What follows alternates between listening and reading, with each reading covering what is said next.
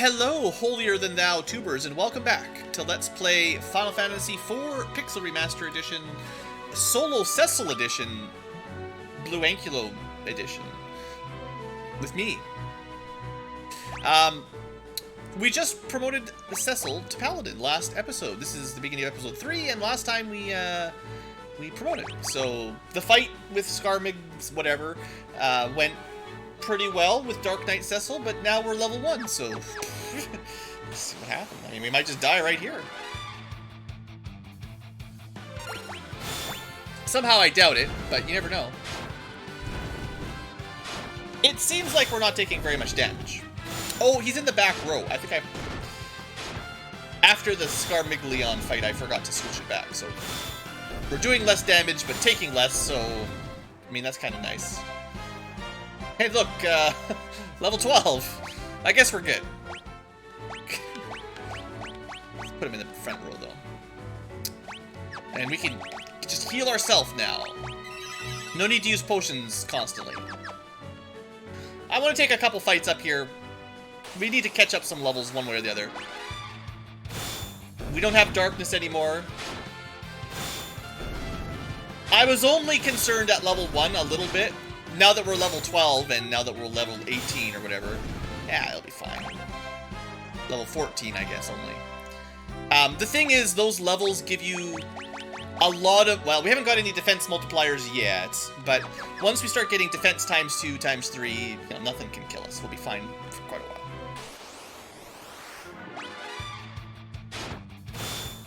while. Also, this is no longer wasted grinding, because we will never have our levels on Cecil reset again. Technically, when you're a Dark Knight, right, you'll eventually lose any experience you give them will get erased. Now, though, we're good. Okay, that was a big level because we got 16 strength and 16 stamina, and that increased our attack and defense multiplier. So now, level 16 Cecil looking good. I want to see if 16 agility gives us anything. So 3 times, 2 times, 1 times. I don't know. 16 seem kind of cool. Besides, I want to do a little bit more grinding anyway. It won't, I mean, it really won't take very long. I'm sure I mentioned it at the beginning, but if you're new and just showed up recently, we're playing, dang it, no agility. We're playing on triple speed. We did a very minor edit to the Pixel Remaster Edition. There's a file you can edit, a hex editor, basically, and you change one value, and it changes the speed of the auto battle multiplier. So instead of, I think it's 50% faster normally, we're playing at triple speed when we're in auto battle only. So that's not too hard to change. You do need to like check in on a Steam guide and look for the right hex code and stuff, but that's like a 10-minute project. Ooh, stun touch. Or stun, whatever. How long is that gonna last? Are we dead? Should I have saved it? Nope, we're good. As long as she doesn't slap us immediately. Oh, it's a counter slap! This is not a good fight for solo. Now, this is the kind of reason we're gonna want to level up a bit higher, because there's a fair number of enemies with counterattacks like that will wreck us, just like that. So we need to be able to one-shot those types of enemies, or, you know, run away from them, sure, that always works. But in theory, rather than running, you know, get that experience for kills. Yeah, okay, good to know, good to know. Yeah, 16 agility, I don't know if that changed anything, I forget. But our numbers are getting higher. That's good, right? Let's use a tent. I'm pretty sure we checked that tents didn't resurrect anybody, which is as it should be. Just because you have a tent, you don't come back from the dead. That would be silly. I kind of like the FF1 style where you have to specifically go to a clinic or have a raised dead life spell to come back, whereas nowadays you go to the inn, have a good night's sleep, and you all, you know, resurrect everybody. Okay, so for now we're just gonna run from, well, we gotta level up, let's see. That time she just silenced. Interesting.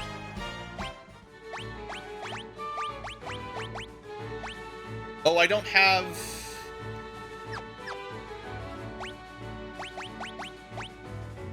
We actually haven't had the silence restoratives yet. This is us getting silenced earlier than the game expects you to. Because we can't buy Echo Herbs yet.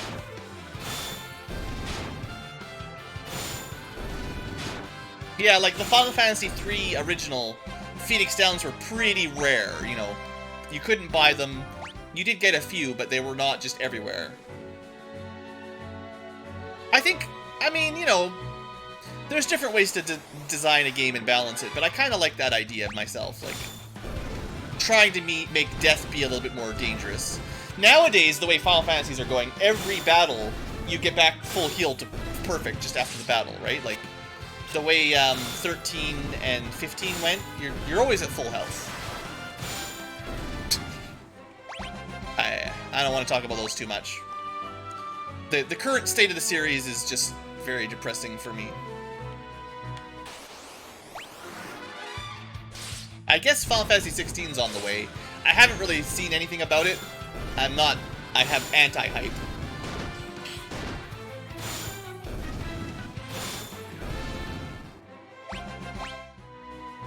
I'll probably see, you know, I'll eventually have to check it out a little, but boy, am I not expecting much.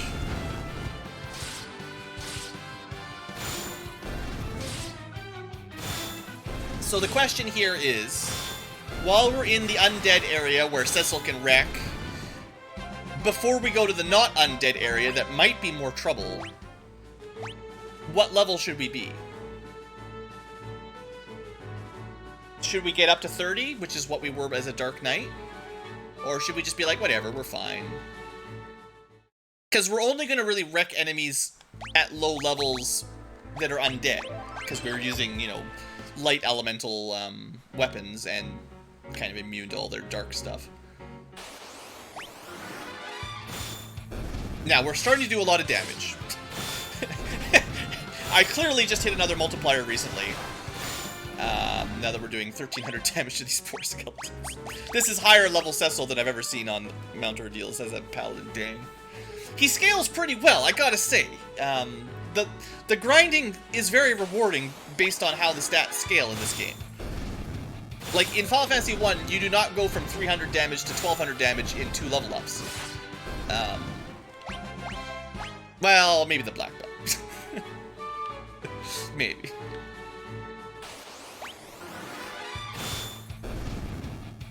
Maybe we can one-shot the Lilith now. No. 2 shots. But she's still a pain. Okay, so what's coming up next? Let's just think.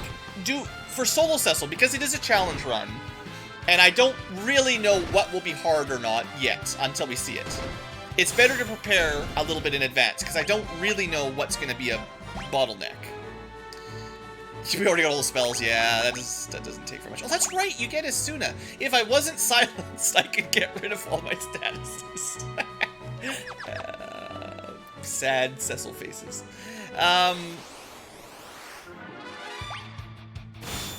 So the fight with Yang at Baron, you don't want to be low level, but I think Cecil will be okay. Yang hits pretty hard. Also, there's those Bio Knights. They probably hit pretty hard, too. Usually, you've got Tella with, like, Blizziga, Firiga, Thundiga just killing everything. So it's going to be a little bit more interesting here for the next section, because Solo Cecil, you're missing out on the huge power bump that you get from those level 3 spells. Or, Palom gets, like, Quake around now. Bio and then Quake around, usually sometime in the next dungeon. Which just wipe out everything you run into. So if we don't have those, we have to think, like, how do we do it physically with one dude? We're not going to be able to just use Thundiga on Kagnazumi, because we don't have Thunder, so we'll have to fight him the old-fashioned way. In fact, when he gets his water shield, we're just going to have to take the hit. So, I think having a few extra levels, not going to be a bad idea. Because we're getting to the section where the game is, like, giving you high-level magic, and we don't get it. Want to become famous, kids? Come to my back alley. I'll make you famous. Those, advertisements on Twitch, whoo, do they sound sketchy. Every time I see it, I'm like, wanna become famous, kid? It's like some predator lurking in the alley looking for young, you know, people, whatever. Like, hey kid, wanna get famous? I'll show you the stars. Just come with me to my private mansion. Only cost you your life. Your freedom, yeah. Your dreams, that's all. No big deal. You'll be famous. Well, we're level 27. At this point, we might as well go to 30, right? It won't even take very long. And I'm just worried enough about the next couple bosses to be like, if we hit 30 now, I bet you I won't have to worry too much.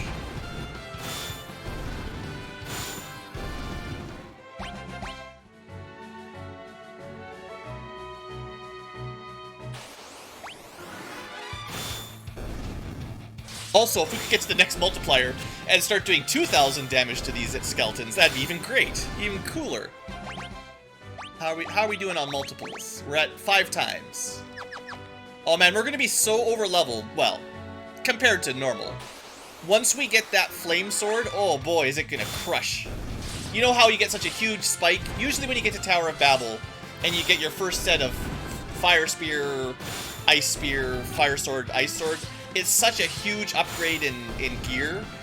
You go from, like, sort of struggling to, like, dang, we're crushing it. Well, imagine that, except you're already crushing. You know, it's gonna be pretty cool, I think. Getting strength to 32 might be the trick, right?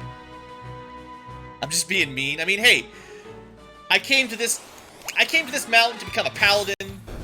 Now I'm a paladin. I'm not leaving until all the skeletons are dead.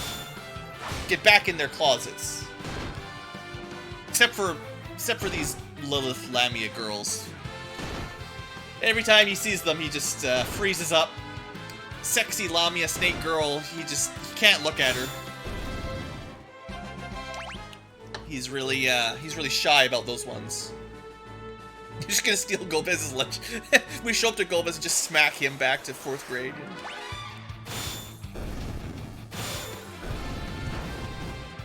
Yeah, Robert would be enjoying all this commentary, probably.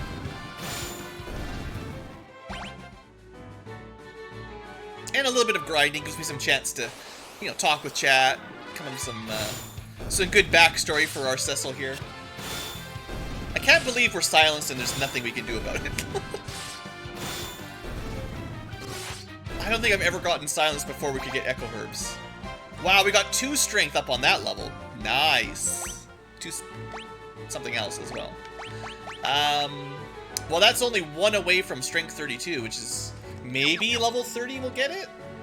I forgot that this game can give you multiple stats up in a single level, which is kind of weird. Like, I don't know why they designed it like that.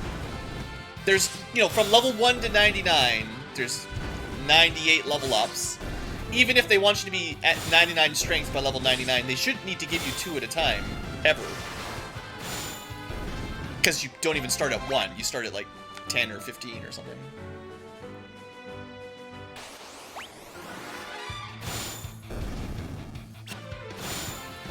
I would like to know what the logic was behind the stat distribution. You know, at this level you're gonna get 3 strength, and then the next level 0. Like, what was the design for that? Like, someone did that on purpose, you know.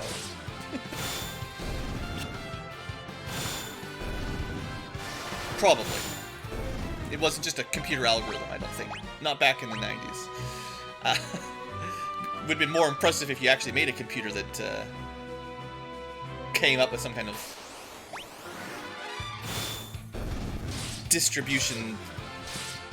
Well, I don't know, maybe you just have a spreadsheet to it. Who knows? What is a computer AI besides a fancy spreadsheet anyway, really?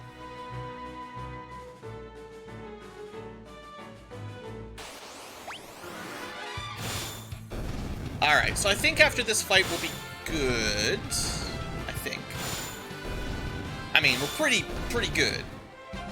But now we're level 30 good, and we did get 32 strength. Like, that's a nice level up. +1 to everything. I'll take that, right? That's good. And that does get us to 6 times. Okay, we're good, but let's just see. Now that we've got another multiplier, what does it look like? I want to fight against the normal skeletons. Can we one-shot? We still can't one-shot the snake. That's rough. We need some magic defense multipliers so that we stop getting... Well, that is definitely our biggest weakness. It'll be, getting hit by magic. Not just magic, not really magic damage per se, but status effects are going to be the death of us at this point. We're going to want... I'm going to have to pay close attention to what armor gives what protections. Like, we're resistant to undead attacks, but we gotta watch on the sub-menu for other useful immunities, right? Okay, against the yellow skeletons, that's what I want to see. Max damage. I think it's gonna be 2 grand. Close. 1860, dang. Feels pretty good, I gotta say. This is the fun part of the solo. I always like the solo runs where you're like, you start leveling up so fast that you scale way higher than the enemies. And then eventually you get a choke point with a boss that's super tough. But that speed scaling is something you don't see in a normal vanilla playthrough, where you have to divide your experience by 4 or 5. Getting that full blast of XP just, man, do you scale up high in the sky. Okay, well, hopefully level 30 Cecil Paladin will be enough to just sort of breeze through the next couple areas. Like, I'm not trying to make it too easy or anything. I'm just a little bit concerned that things will get too hard, and I want to prevent... Well, I guess I'm trying to save time in the future by grinding now. Because Mount Ordeals is really easy with Paladin, as you saw. Good experience, and very simple. Only the Lilith was dangerous at all. But we might get to a point where we hit a really difficult boss that we need to grind, but there's no easy areas to grind nearby, right? Like, we might be in a spot where you have to fight enemies that can kill you, and that would make this much slower trying to catch up. Grinding is always the... Yeah, no, I know. I'm trying to argue, or trying to convince the live chat, and you guys, everybody always loves grinding. It's not something I need to convince people. The regular crew, I think, is pretty good with it. Alright, do I want to buy a bow? No, we'll get a better bow before we need to use a bow. We'll get, like, the elven bow or whatever. Let me buy some more high potions. I mean, we've got cure and stuff, but high potions seem pretty useful.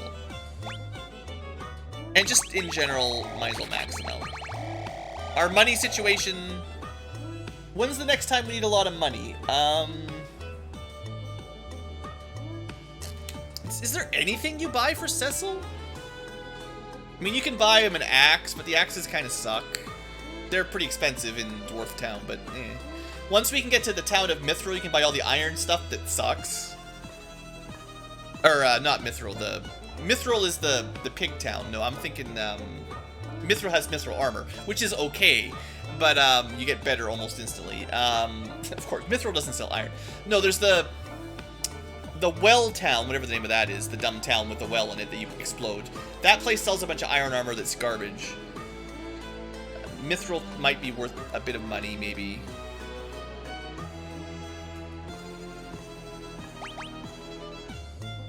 I don't think we need money that bad, honestly. Definitely having some full... This will just be faster than using... I think the tents are like 1,000 hit points, so soon we'll want to just use one cottage to save time. Oh, they did sell Echo Herbs. I lied. We didn't get muted before we could cleanse it. We just didn't buy them when we were here earlier. I didn't even see them.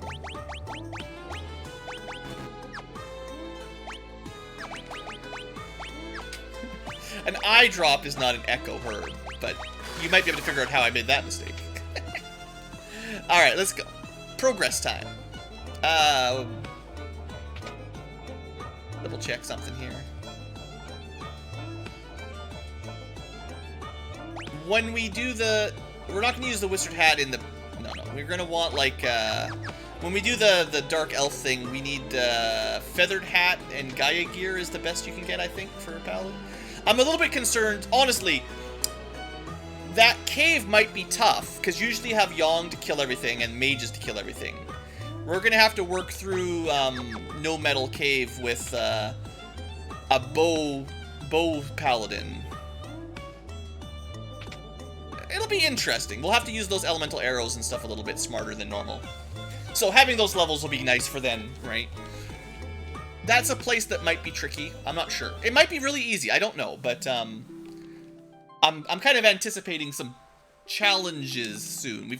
We've definitely breezed through the early game, but you could think of everything up to the paladin class change to be kind of the, well, not really a tutorial, but it's definitely like early game easy mode, right? Things sort of scale up with Scarmagillion a little bit, and then now that we're going back to Baron, we're still super strong with Palom and Porum, but then they all leave and things are a little bit tricky.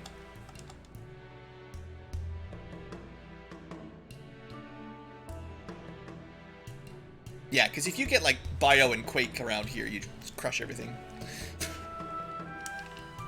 Those spells, man, pretty overpowered. There's a lot of overpowered stuff in Final Fantasy IV. I think a game needs to have, it can't be perfectly balanced. It needs to have like highs and lows, where some characters are really good at some things and players that pay attention can sort of take advantage of stuff. Like it's, some games, and you see it more in modern games, I would say, where everything is like perfectly tuned, so everything is equal to everything else kind of thing. And I think that's worse, honestly. I think it's better to have a bit more distribution between the best and worst characters. Like in Fire Emblem, you should have characters that are bad. That you can bring if you want, but they're not making your life easier. And then there should be characters that are really strong and overpowered. If everybody balances out to all be about the same by the end of the game, you know, right? Like, what's the point then? I think that, yeah. Not every new game does that either. I think I've noticed it more lately, that things get tuned a lot more to be equivalent rather than just letting somebody be really super strong, you know? But if you want to have a Goku, if you want someone who can punch you to the moon. Alright, so we will do the underground thingamajigger, but we have to go get the key first, and then blah blah blah. Let's just save it, because this fight should be okay, but I don't know. Never done it solo, so I don't know. Oops, wrong one.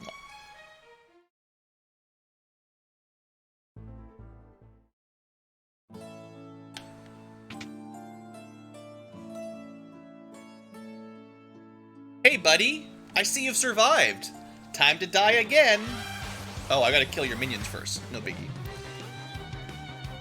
Well, it depends on how bad Bio is. Oh, right, we've leveled up. Well, they do have the Bio spell, which does a lot of damage. Normally. Let's see how the monk does. So we've hit him... Oh, boy. Oh, boy. It's not looking good for Yang. This is not looking good. I think he's going down. He brought a fist to a sword fight. He brought a foot to a sword fight. He kicked somebody in metal plate armor. Just hurt himself. Just stubbed his toe. Alright. Clearly we're more than enough level for this. But this was not the fight I was worried about.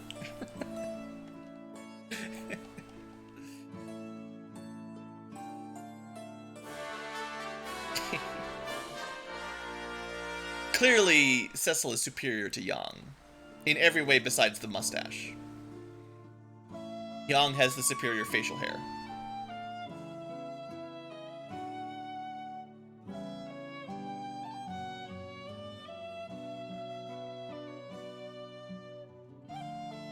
Alright, backstory, nobody cares.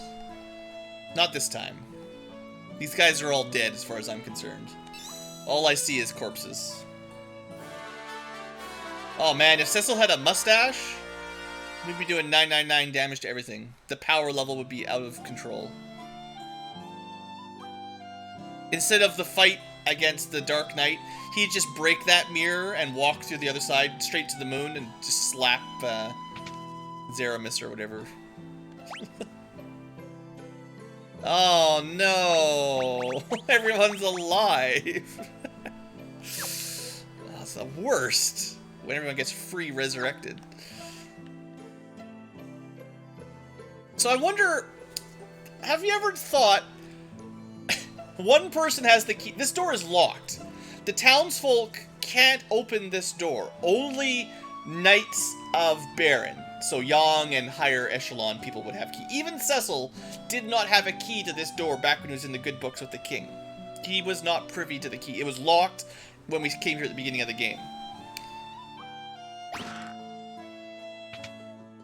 How long have these two guys been in here? And have we finally freed them to see their children and get a drink to eat? And what's in the back room? Let's not talk about that right now. It's probably pretty disgusting. Maybe we shouldn't be looking at these pots.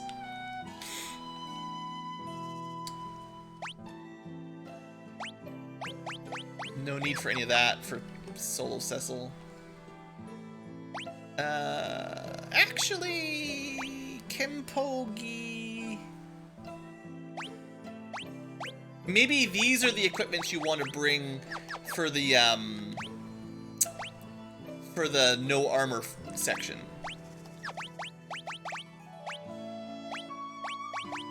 Well, they might give us some. They might give us some for free later, but they're the strength boosting ones, which I think still scales for your arrow damage. It's pretty bad physical defense, but Cecil can equip them, so I'll buy them.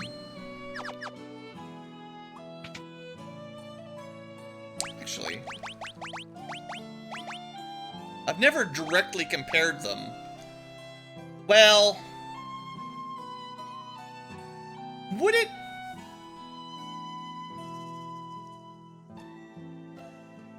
Oh yeah, the shops. Yeah. The roguelike shops are always a bit questionable where they came from. I'm trying to think, like, legitimately, is the Kempogi better than Knight's armor?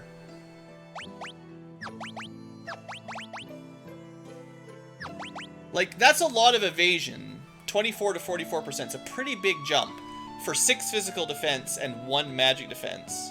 And we gain a little bit of strength, which could jump you up to another attack multiplier at certain levels.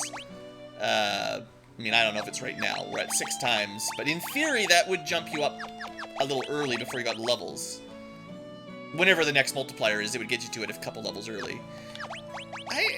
Honestly, I don't know if that's... I think the evasion might be better. The lighter armor. You're missing out on the spirit. And we've got undead resistance from the other equipment anyway. I'm gonna try it. I don't know. I don't know if that's the right move or not, but... That's a decision I've never really thought about, because I'm just like, Cecil wears the heavy armor, and Yang wears the punching clothes. You know, simple enough. Let's not get too deep. But... Oops, wrong one. Oh, right, did I... It was down here. Just a random training room. Do they have anything? No. I think 3 chests, but they're all in the underground sewer, I think.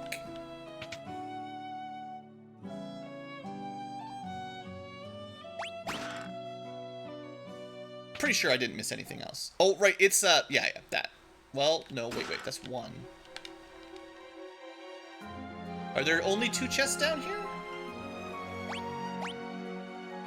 No, the waterway had... Okay, I must have missed them then. Hold on. I'm so bad with remembering where all the chests are. 2 more chests. What did I miss? Is there like a... It's like, can you get behind one of the shops? Is it this one or something? Yeah. We do end up checking the poop shop. 2 grand, just robs them. We're such a good paladin. This, you know, really, this does beg some questions. Was Cecil, even though normally you're not like killing your allies, but was he really a good guy stealing money from shopkeepers? Like, we unlocked the door and then robbed them. That doesn't sound like what a paladin would do. Oh yeah, we gotta kill everybody. Hold on.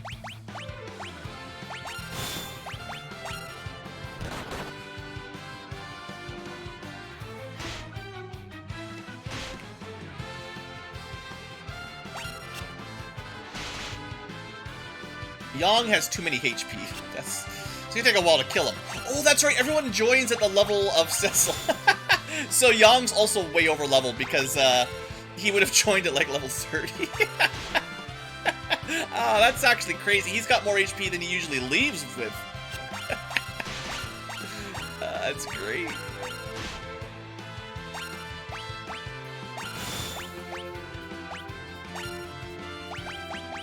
I forgot to check just how strong he was. That's pretty good.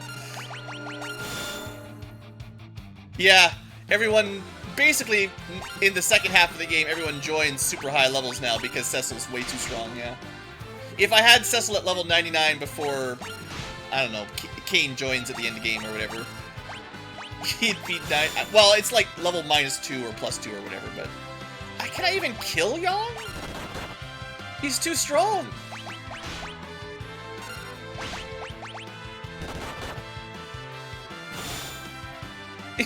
He's stronger than the form we just fought in the inn. After he... Usually when a party member joins up and you fight them, when you fight them as a boss, they lose all their power when they join. He got stronger. Look at this. He's too strong. We're gonna need Cecil and Yang in the front row to kill him, I think. I mean, we get him eventually, but let's just reset the fight and try again.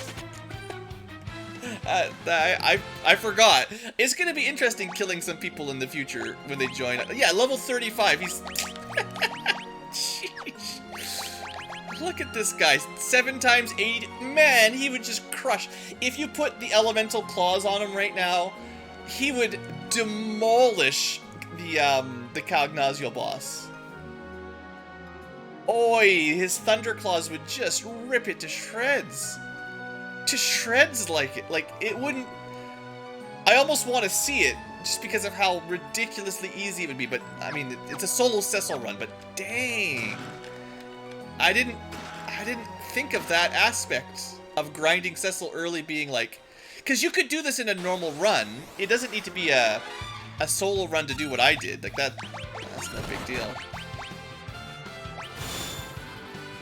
You could get Cecil to level 30 just as quick in a normal run, just by letting everyone die for a minute. Huh. Interesting ideas. Alright, well, we're back to regular mode, at least for now, but... That Yang, that's something. That's some power there. You do not keep your XP. I think the Pixel Remaster, it does put an autosave when you transition through stairs and stuff. So there's always an autosave from the last zone. So you don't go back very far, generally. But you do reset your progress. That's always the dumbest stair bridge. Troll alone.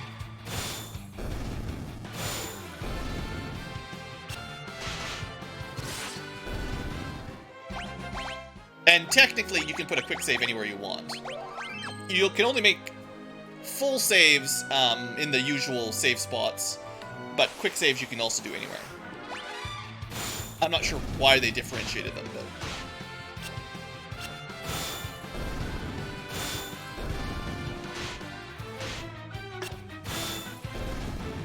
Weren't these blue ones called electrofish or something? And you can see we're actually getting less experience per battle here than we were on Mount Ordeals. The zombies really did give you a lot of quick XP. We probably want to be in the front row.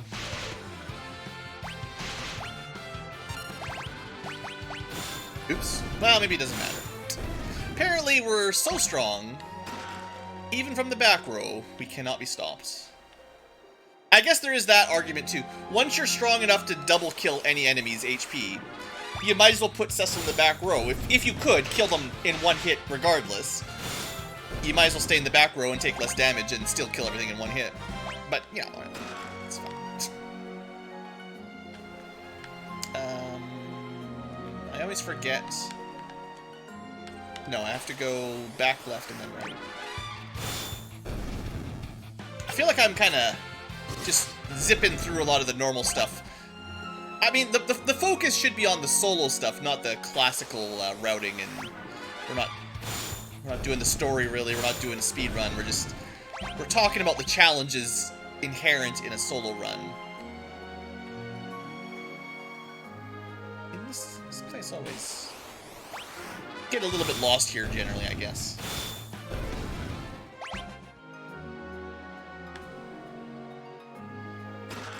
Those are very nice to have some spares. Oh, there's the electrofish. So usually you have Yang with the lightning claws, and then he heals these guys, of course. So. A nice little surprise by the developers. I can see why they added those in. They're like, ah, you thought you were smart with your taking advantage of water's weakness to lightning. Well, now we have lightning fish. That's gonna hurt. The magic damage is always gonna do some good damage.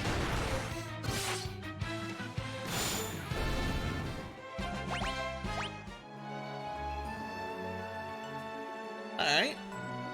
Waterway. 2 chests right here, I think.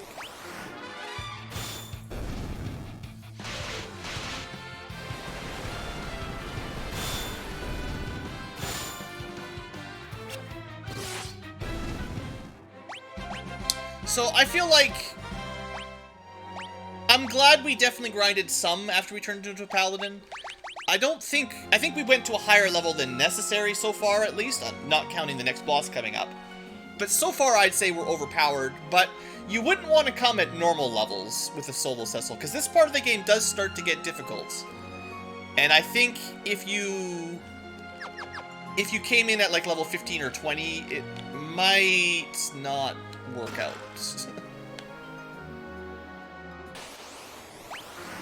I think I missed like 1 chest, unfortunately.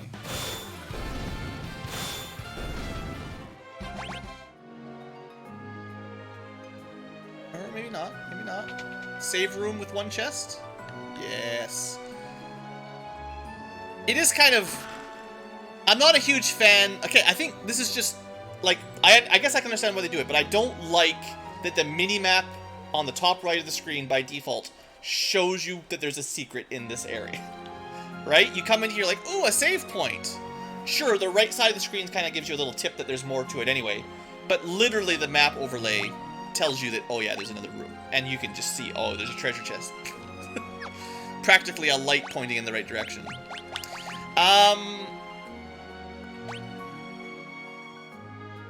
When would we ever use this?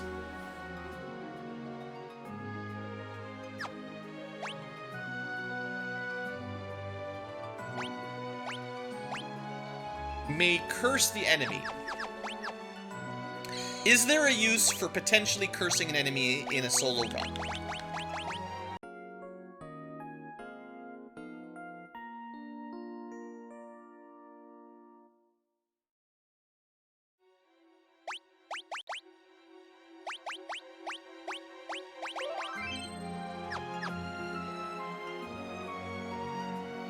I'll equip it for a little while, because I generally don't. But we're trying to learn a little bit more about how this version runs. I mean, the next fight's a boss, and, well, 2 bosses in a row. I guess you probably can't curse them. What does curse... Does anyone know? What does curse even mean in this game? We'll have to fight some regular enemies with a lot of hit points that don't die instantly and see if we can have it happen. I mean, I could look up a guide or something, but... You can change weapons mid-fight, so if this causes us problems, we can just change it anyway, but...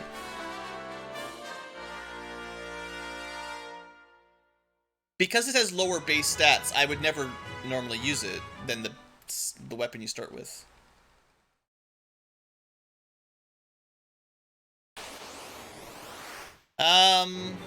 Baigen.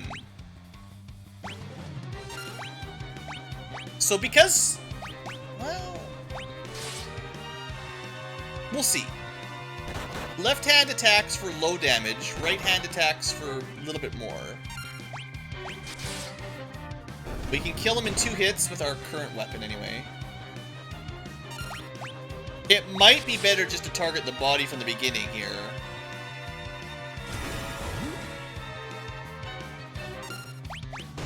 Just because it's going to take a lot longer to kill the arms and then start attacking him, right? 1, 2, and then he regens. On the other hand... Oh, the left hand. We do need to destroy the left hand. It's got that paralyze. Okay, priority is always kill left hand then. Constrict is pretty bad. Haste is pretty bad.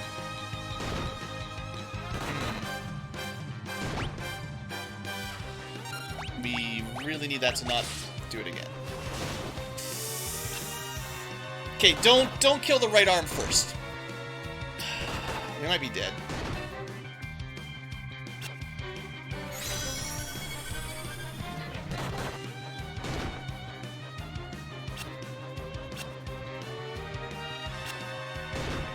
Constrict is the real enemy. Okay, okay. So that's what happens. Autosave. Alright. That doesn't change too much, but hey, a boss killed us. Legit.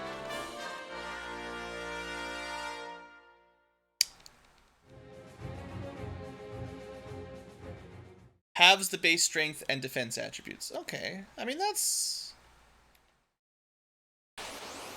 The trick is, like, how do I know if it's like, I'm assuming bosses are generally immune to it, so...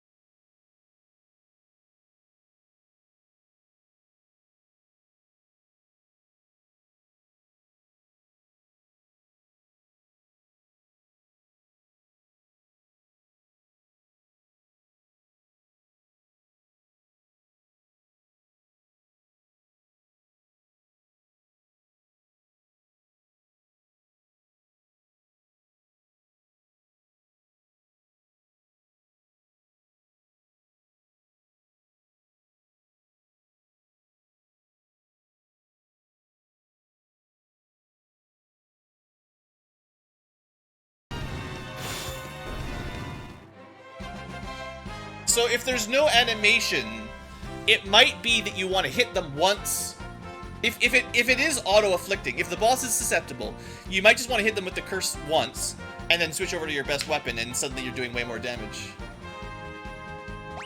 Well, I was expecting some stun lock or petrification or blaster deaths eventually. I didn't remember that Baigen's left hand had the perilous constrict, or else I would never have let it live. But yeah, no, we'll definitely have some deaths, for sure. It is... That wasn't a big one, but... A good reminder that our magic evasion is crap. And anything that has status affliction could fairly easily kill us. Well, okay, we'll try to do a little bit of science on the water boss. I'm gonna hit him with my light sword a couple times. Get an idea of how much damage we're doing, assuming we don't die immediately. And then I'll try to hit him with the curse sword a couple times, and then switch back. So 420. Yo. Oh, he's got different defense in that form, I think. 370, 340. And then big hit. Ooh, yeah, that's it. So we really need to be... Oh no, I think what we have to do... Okay, the strat is when he goes to water mode, we've got to use one of our thunder items. That was, I think, a crit, actually. The 520 damage. This is going to be much more complicated than the usual CAG fight. And it's unfortunately he got hasted. We could slow him. I'm trying to preserve these for emergencies. But I'll throw one of these on to break it.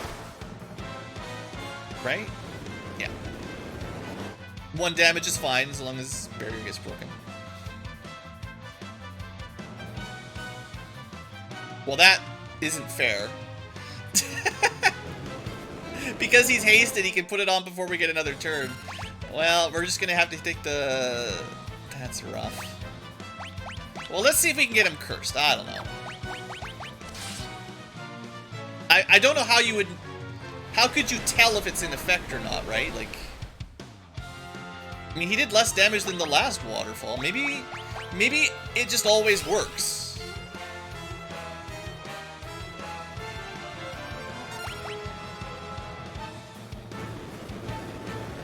I'll just hit him a couple times, but... If it halves his strength and defense, he probably only needs to hit him once. Well, it only needs to take effect once, is the main thing.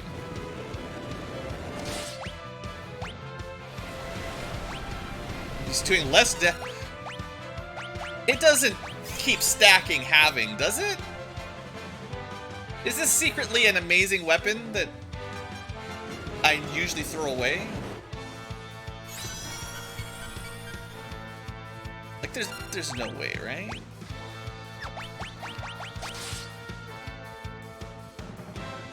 Maybe his wave is based on his max HP or something, right? Or his current HP. Tsunami might be tied to his hit points rather than... I bet you that's it. I bet you it's not... It's probably not based on his strength. It's probably based on how many current hit points he has. So as soon as you deal some damage to him, it's not as bad as it used to be. I'm definitely doing good damage now. Oh, turtle mode. Right! I forgot about this, too. You usually never see it. Can you break him out of this? Is it like ice for this one or something? Maybe not. You might just have to let him heal. This is water again. Well, the ice might have interrupted the script. I forget. The damage from the thunder item, though, boy, that's bad. Well, now we're only doing 290.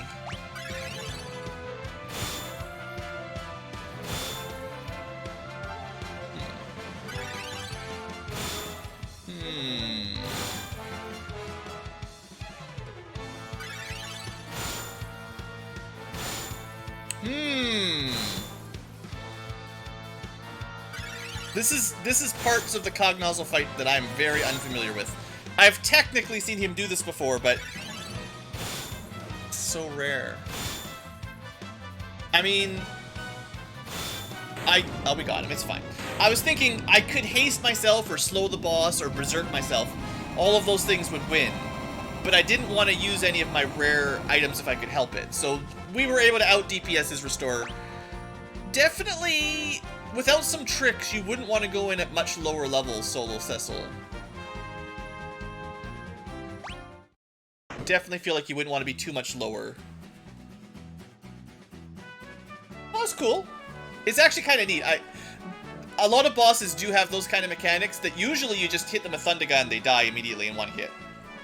Well, that's the Cagnazzo special, but it's kind of neat to see, oh yeah, he does these tricks, right?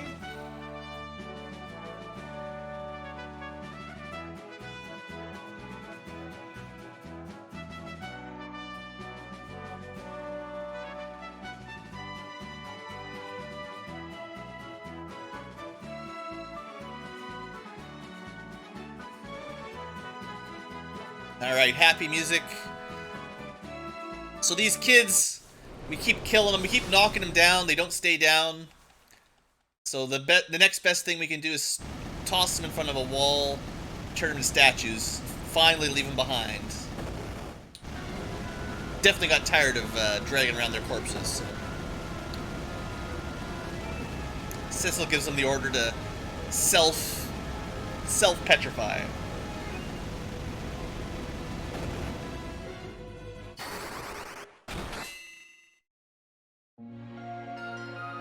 But anyone who's played the game knows you can't have 6 party members, so it must happen. We get the sad face.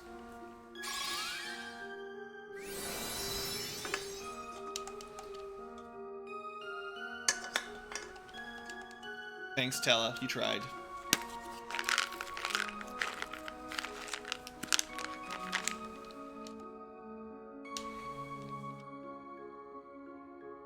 Honestly, this one got me a bit when I first played it.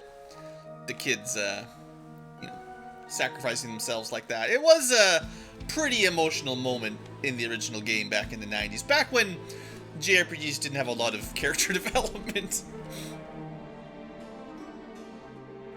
It's not the same as Aeris, but they were more useful in combat than Aeris by like 10 times.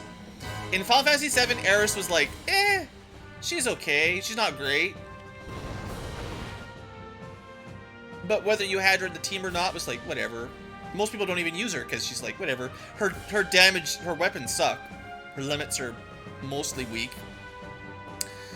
Just sort of a white mage that you don't really need. Sure, the cutscene is rough. First fully CG character death, I guess. But Palom and Porum, man, they carry through this section of the game. Absolutely carry you through these battles.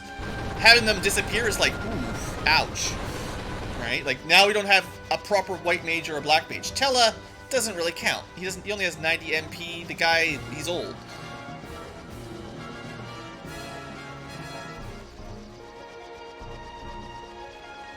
I mean, I like Aeris, and I did get some value out of her higher limit breaks, but they're not great, mostly. They're good on bosses, but that's about it.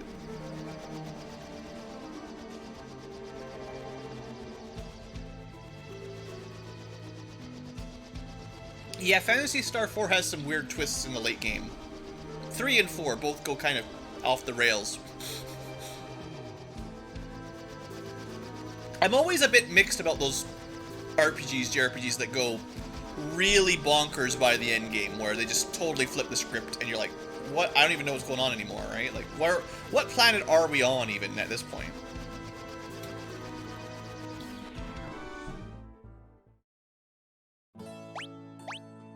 Three items. Can I remember where they are?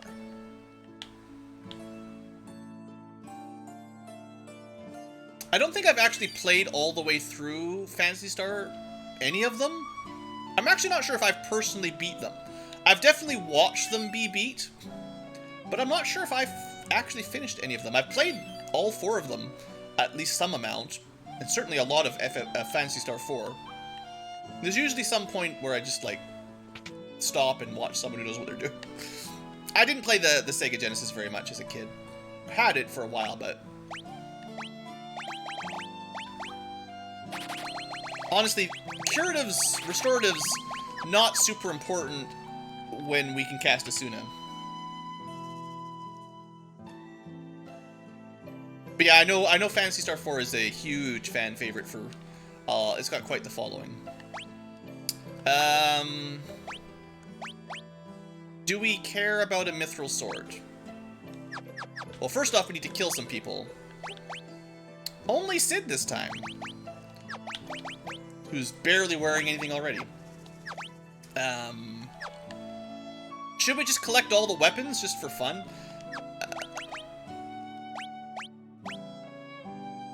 I guess it's 10 more damage. I normally don't have the money to spare or care. I'll give it to him.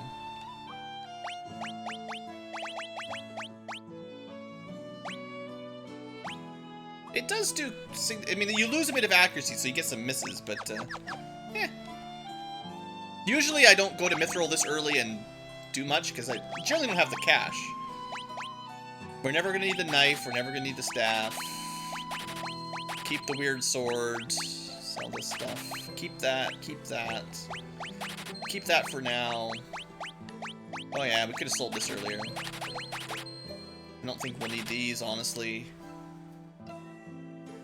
I thought the Gaia gear might be good for... Well, yes. It might be good to hold on to because it does prevent gradual petrify, which could be a problem with certain enemies down in the lava area.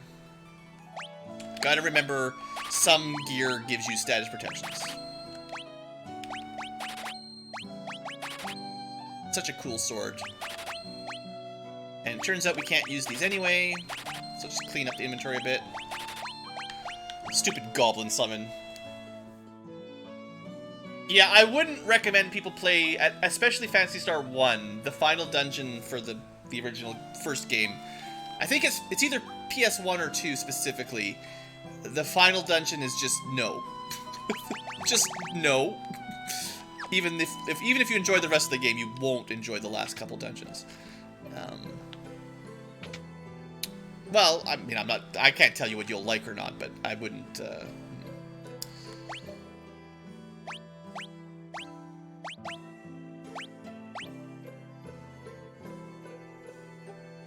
It's fine.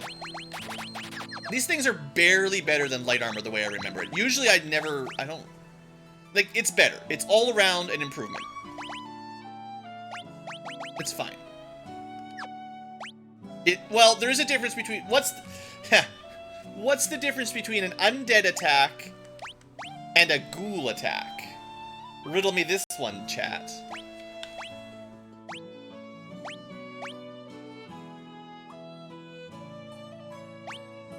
And our knight's armor is 11, 3, 1, and 3.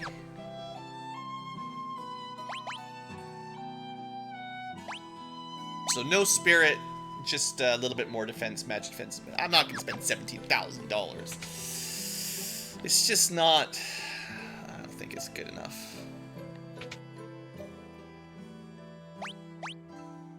Okay, we got all the items. Let's get out of here. I bought all the mithril stuff because I could. Not because we needed to. Except for the mithril armor, because I just can't... I can't justify that expense. That's too pricey. Now, I don't actually think we're strong enough to do solo Eblin chest battles right now. The Mad Ogres... Well... Should we try? We got one item in this one. It's in one of these weird grass bits. Pretty sure. It's probably just a potion, but... There we go. Oh, it's an ice attack. It's a 1 damage Antarctic wind. Nice. And then these are the shops that are just totally worthless, always. I don't know. There's nothing here you'd ever want. Just like the basic starter gear that you start the game with. It's actually worse than what they sell in the Baron shop. I guess, you know, Sid can use it. If you don't want to buy mithril gear, which is too expensive, you can buy in some iron gear, I guess. I don't know why you'd bother. Alright, we're gonna get blastered. We're gonna get punched by mad ogres. But I wanna see how close we are to being able to handle it. Also, we need to kill off Sid here, so. The random encounters here are pretty tough, too. Usually don't have to bother because you can fly, but... Eblin area is advanced.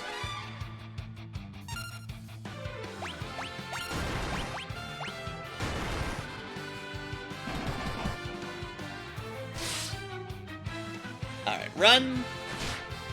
Maybe I'll try a couple fights here on the overworld, see if we're strong enough.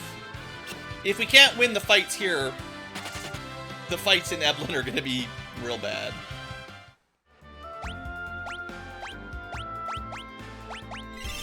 Yeah, who even shops here? That's a good question. Probably on some kind of subsidy. All they got is iron, and no one wants it, so the local town hall subsidizes the shop. Just to make sure they've got something open, you know? Make it look like they're a wise investment for travelers and traveling merchants. Come buy our fine iron wares. Okay, never mind. These guys are easy. Good XP, though. I thought they'd be stronger, but we're just really awesome, I guess. Cecil, pretty cool dude. How about these guys?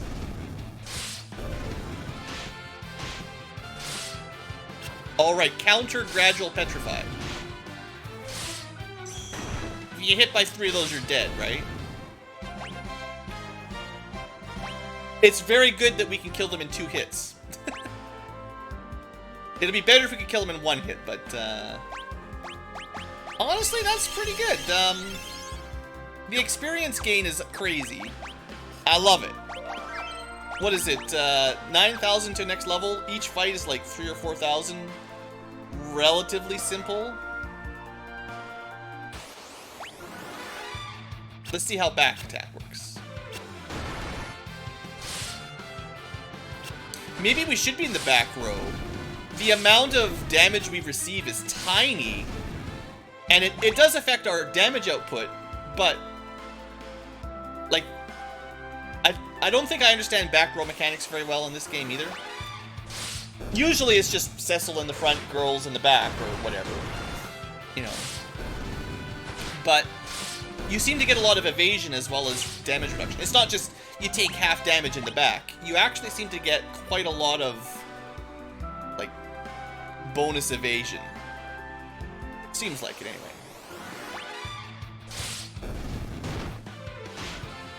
Well, being in the back row might be bad for the counter petrifies, because you might not kill them in 2 hits.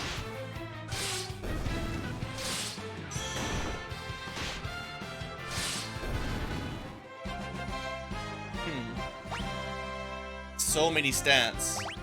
And a free mithril shield. Ah, I just bought that dumb thing.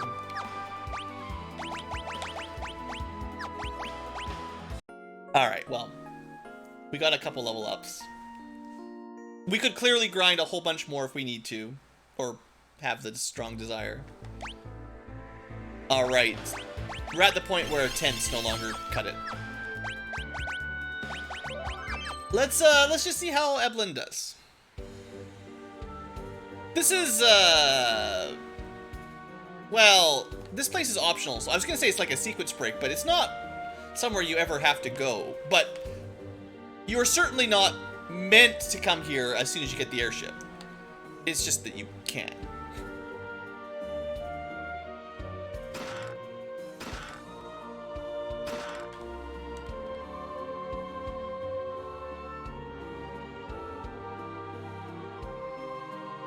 I'm pretty sure if we die on the chest battle, the trap, it will, it'll still autosave when we enter the zone, so you don't have to, like, loot and then leave the castle and save and then come back like you might, if you're playing the original.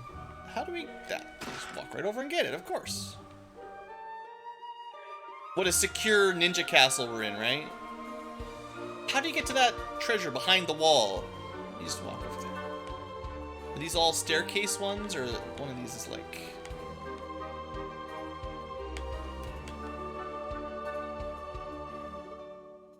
There we go. It's always a surprise. This one you come down from above, I think.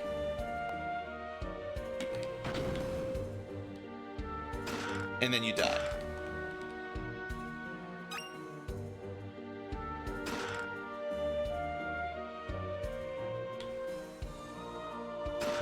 Uh-oh.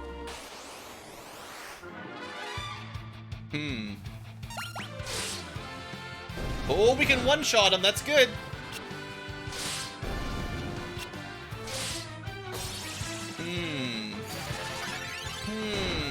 Okay, good. Not good. Good. That worked out. Awesome. Now, we can't equip the Blood Lance, but we got one. That worked out really well. The Entice Charm Cycle. I think if we'd attacked ourselves, we would have done quite a lot of damage. And she could have sort of... if she had timed it so that she charmed us, we hit ourselves, and then she charmed us again before we got an action, we could have had a loop to die. But it turns out that did not happen. Now, this is the one I'm a little bit more worried about. I think we're dead without using some items. Maybe. Can we kill him? Maybe 3 hits? No.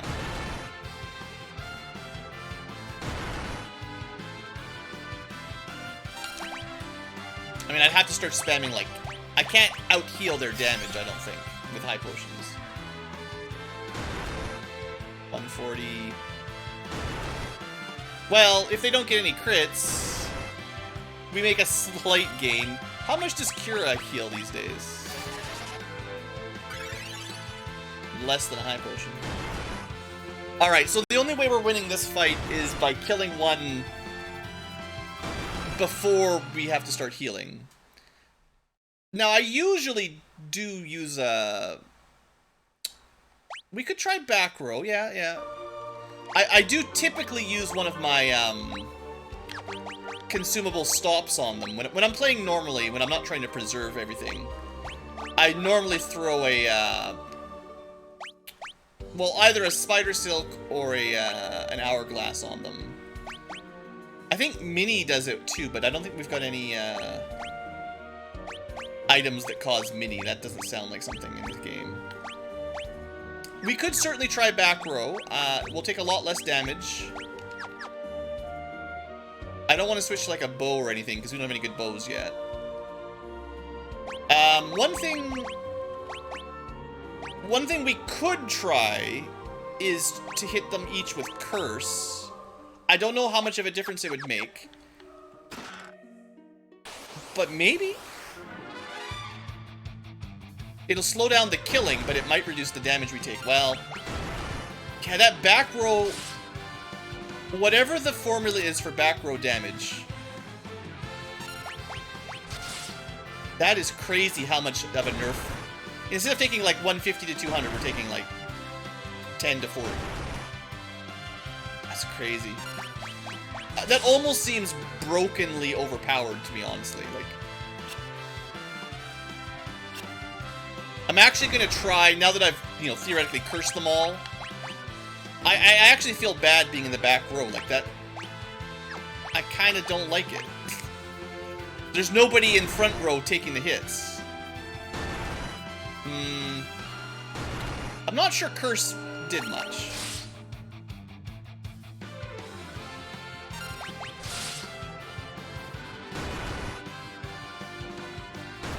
Marginal improvement. Well, why don't we do, like, when you're about to die, you hop into the back row and heal up? How does that feel? This is like, it's still, I don't know. I don't know what it was like. I don't know if it's the same mechanics as Super Nintendo Final Fantasy IV, but boy, the advantage for being in the back row significantly outweighs the penalty. Like, I was not expecting to go from... Like, normally you'd expect, like, half damage or something. I deal half damage, I take half damage. Instead, it's like, I deal 30% less damage, the enemies deal 10% damage. Yeah, I thought it was half too, but it's not. Well, it might be half damage and half accuracy or something like that.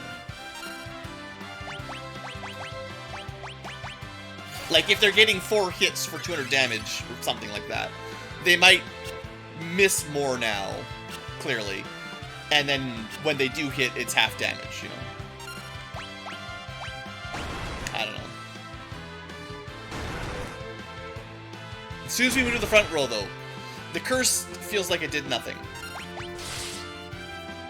But we got the first one killed anyway. I probably should have moved back that turn.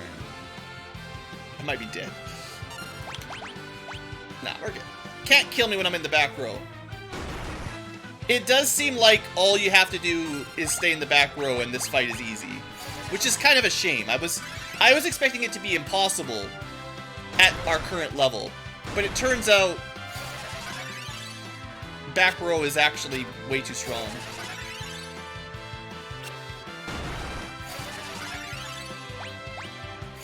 We barely have to use resources because we can cure up from the back row pretty safe. Interesting. Learning. We're learning. We're doing my fairness front row fight at least. Against these guys, no. We were in the back row after the Scar McGillian fight, whatever. And it was the same kind of thing. It was like, oh wow, suddenly we're taking 10 damage rather than 100 or whatever it was back then. So when you first become a level 1 paladin, if you're in the back row accidentally, it's way safer like that. Anyway, Silver Apple, I mean, you know, these kinds of things, we only got one character, so... There you go, 50 HP. Interesting. I'm gonna try to avoid back row strats unless we need them, basically. They seem really strong against physical dealers, damage. So if we have to, we have to. There might be fights where it's just the strat. But I'll stay in the front row normally, just because it seems a little cheap, kind of.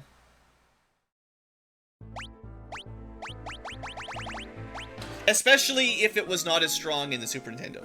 If this is a change between the SNES version and the Pixel Remaster, then I'm gonna try to avoid it as long as I can. Alright. Now the other bonus chest battle is against usually the left side is not as bad as Mad Ogres, but that's because Mad Ogres usually just wipe your party. Little did I know, all you have to do is put Cecil in the back row and it's 100% safe. What's this one again? Oh yeah, these guys punch good too. Oh yeah. We'll see. We'll see. The skeletons aren't bad, but you know, they've got a lot of HP, but it's this golem, right? He's gonna punch for a lot. Not as bad as I thought.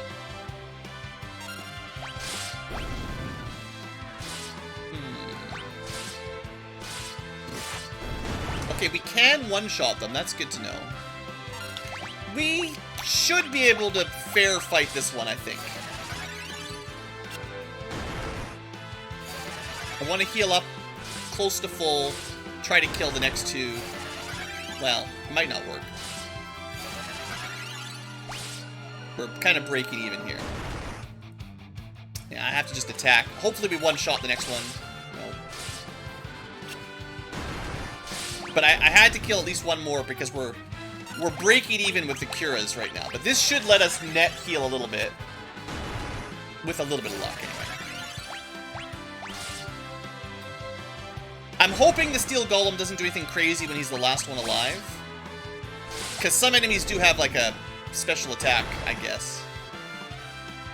I'm also a little bit concerned about how much damage we can do to him. But we'll see. This fight, not as tough as I thought. So far. 700, oh yeah, we crush him. I thought he had more defense than that, honestly. Okay. Easier than the Mad Ogres. Sleep Blade, another one I never use. It technically does more damage than the... This is why I, you know, don't buy the Mithril Sword. This Sleep Sword... What, you trade 3 accuracy for 5 more damage? I'll try. I don't know. In fact, on a solo run, that might be really useful. If it works, you know. Oh, I'll test them out, don't worry. I've been trying to even use the curse effect, but it's really hard to tell when it's applying it, basically. This is stairs down. Bomb core is Fira. The mute arrows actually are pretty good. Lots more damage than normal arrows, and it might come up in a certain dungeon, maybe. I don't think we'll need them, but that's the kind of thing, like the ability to silence enemies on a solo run can be very helpful. So far, haven't needed a lot of that yet, but it's good to remember. The downside in the back row is normally that you deal less damage with physical attacks. Other than, there's sort of a reach mechanic. Bows are not affected by the attack penalty. Jumping with a spear is not affected. I think some whips, I can't remember. Whips might be affected or not, I forget. Thrown weapons like boomerangs are not affected. So that's usually the downside, is less damage, but it seemed very minor, honestly, so.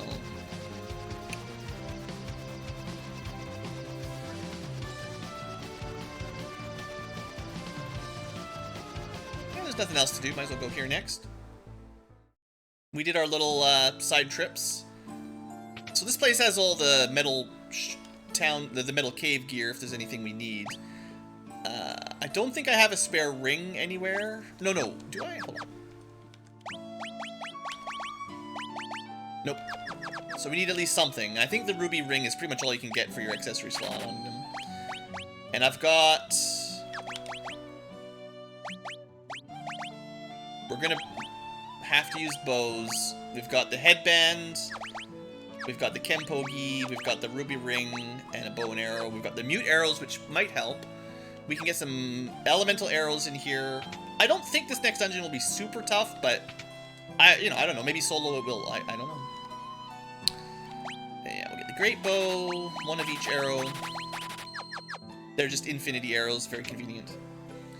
No need to buy 99 of everything anymore. Check for new items. Unnecessary.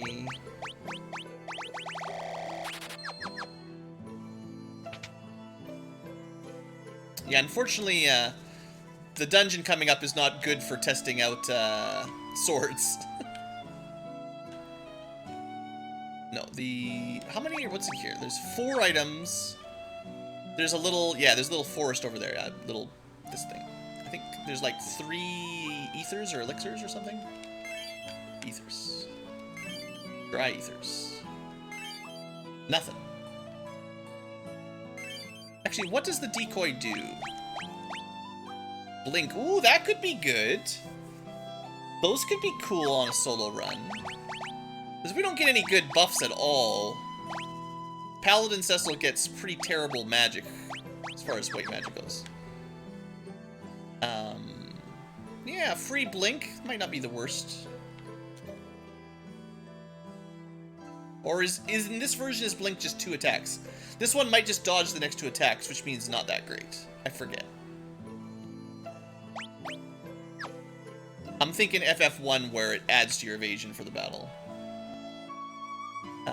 We don't need to deal with the black chocobos. There's nothing down there.